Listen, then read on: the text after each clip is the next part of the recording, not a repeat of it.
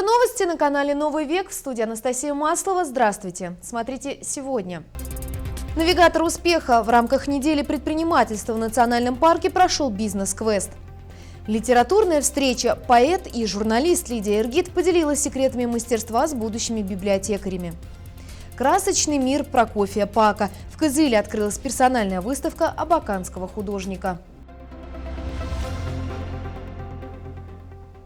Об этом и не только подробнее. Орден Дружбы. Глава Тувы Шалбан Караул получил из рук президента государственную награду за трудовые успехи и активную общественную деятельность. Церемония вручения прошла в Кремле. Позже в своем блоге глава региона поблагодарил Владимира Путина и отметил, цитата: «Орден Дружбы – не моя личная заслуга. Это итог работы всех до единого моих земляков и признание того, что Тува не стоит на месте и каждый год добивается побед, маленьких и больших. Главное из них – наше единство, согласие и сплоченность. Это та опора, без которой невозможно движение вперед». Конец цитаты.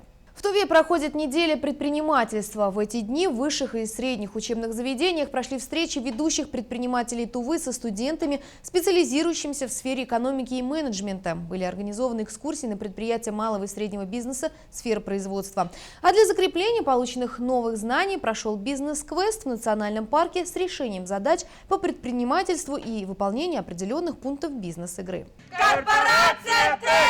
4 команды, состоящие из студентов разных учебных заведений Кызыла, боролись за звание знатоков азов предпринимательства. За короткое время им предстояло пройти 4 площадки и ответить на вопросы организаторов.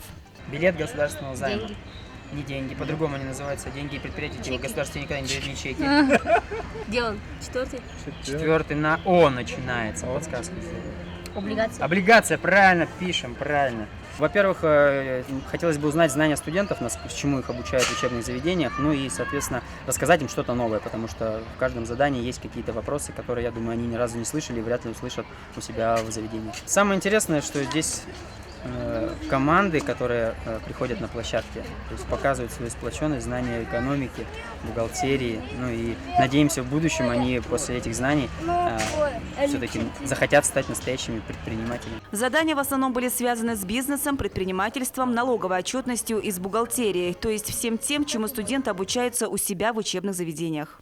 Сложные вопросы тоже есть, но с командой как-то не трудно. Вопросы, касаемые налога, лично для меня были сложны. Цель мероприятия – рассказать и показать молодежи, обучающихся на экономических факультетах, что такое малый и средний бизнес, а также организовать встречу с успешными предпринимателями Тувы для тех студентов, кто собирается в будущем открыть свое дело. Именно сегодня с утра у нас прошла экскурсия по предприятиям. Мы посетили кондитерский Эдем, ну и также Супасский мясокомбинат. Ну, уже после обеда уже ребята собрались в парке уже для участия в бизнес-квесте «Навигатор успеха», который проводит торгово-промышленная палата совместно с агентством праздников Южный, при поддержке Министерства экономики. Итогом квеста стало награждение. Всем командам были вручены кубки от торгово-промышленной палаты Тувы и от Министерства экономики республики. Чинчика Шпыков, Буяна Юн, Илья Сапун, телекомпания «Новый век». Стоимость акцизной марки для сигарет увеличилась на 50 рублей. Об этом говорится в постановлении правительства России и уточняется. Стоимость марки не учитывает налог на добавленную стоимость, то есть НДС. Однако она включает в себя расходы, связанные с ее изготовлением, хранением у изготовителей и доставкой в территориальные налоговые органы. Стоимость марки не менялась с 2010 года, когда произошел переход на марки нового образца. И о курсах валют. Доллар стоит 56 рублей 27 копеек, а евро 62 рубля 92 копейки. На другие темы мы продолжаем рубрику «Республика добра», в которой рассказываем о тех, кому нужна помощь, и тех, кто ее оказывает.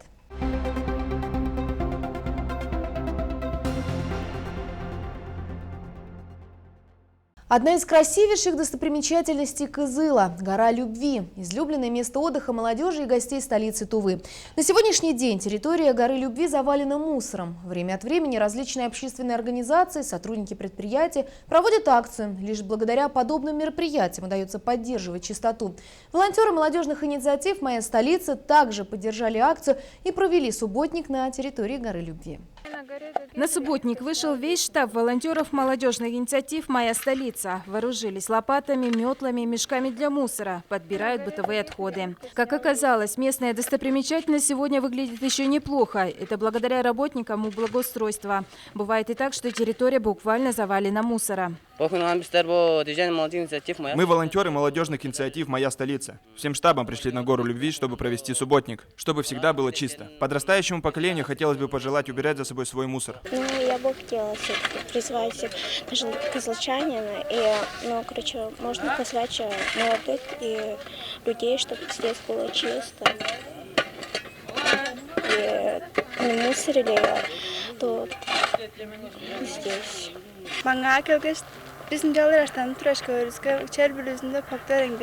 Мы когда убирались, заметили, что мусора очень много. Сколько бутылок разбитых. Бросили свой мусор буквально там, где и сидели. Мы же не животные, нагадить и уйти. Мы все-таки люди разумные, должны понимать о последствиях таких действий. Если есть силы привезти с собой на гору любви тары из-под пива и газировок, еды, найдутся и силы для того, чтобы забрать свой мусор и выбросить в специально отведенном месте, говорит Елизавета Хертек.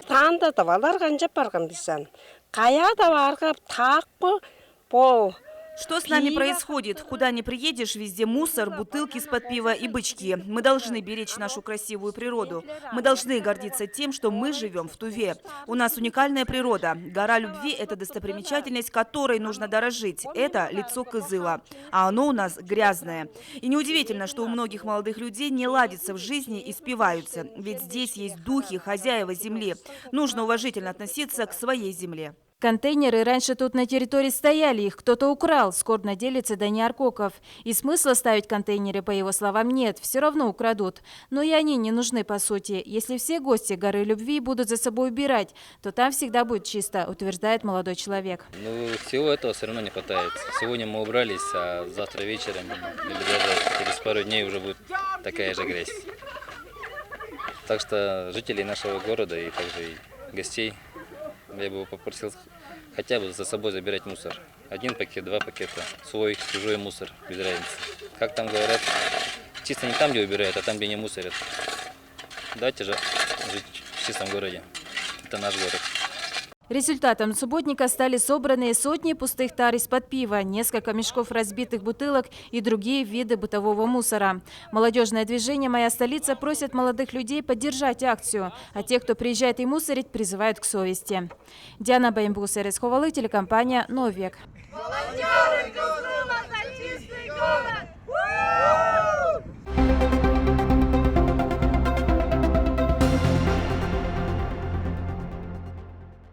Сделаем перерыв на рекламу, она пройдет быстро. Оставайтесь с нами.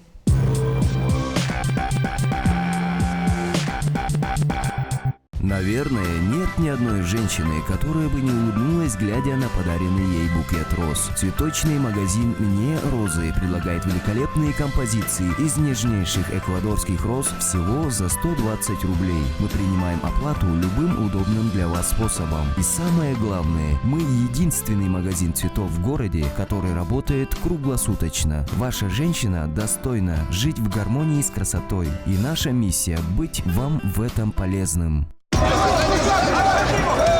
Сейчас же дополнительное время! Вот именно. В гипермаркетах РБТ.ру сейчас дополнительное время. Только с 25 на 26 мая. С 19:00 до часу ночи. Ночная распродажа в салонах РБТ.ру. А цены-то как в интернете? Еженедельник Тува ТВ совместно с редакцией телеканала «Новый век» и радиостанцией «Голос Азии» объявляют конкурс детского рисунка «Тува глазами детей». Приглашаем всех маленьких жителей Тувы проявить свои таланты. Нарисуйте, какой вы видите родную республику. Конкурс продлится до 31 мая 2017 года. 3 главных победителя будут объявлены 1 июня в программе «Новости» на телеканале ТНТ Кызыл. Приносите свои работы по адресу улица Кочетова, дом 35, 5-й этаж, офис 512.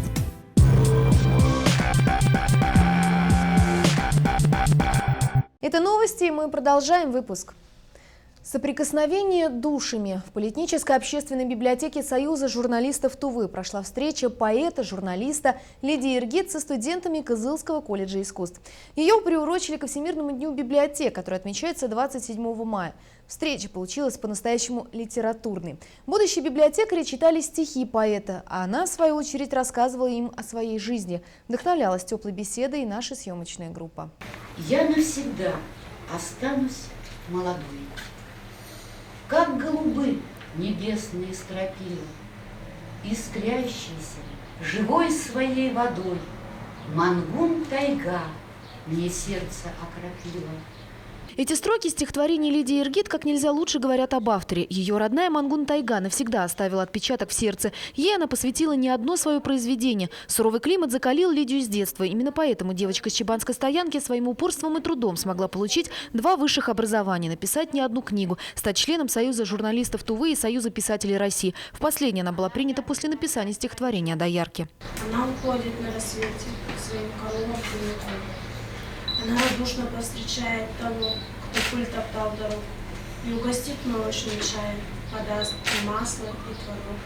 Это, как и многие произведения Лидии Иргид, изначально были написаны на тувинском, а лишь после переведены на русский, но не потеряли при этом своей мелодичности. Поэтому одним из вопросов будущих библиотекарей был, в чем сложности перевода. Исконно тувинские слова, а вот переводить на русский язык иногда очень сложно. И поэтому надо искать, чтобы это сходские слова, синонимы, анонимы надо искать.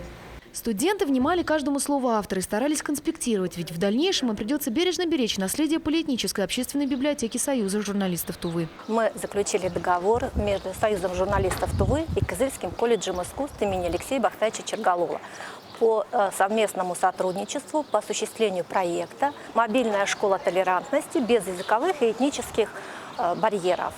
Такой проект единичный в России, пока никого нет, мы первые и надеемся, что у нас все получится.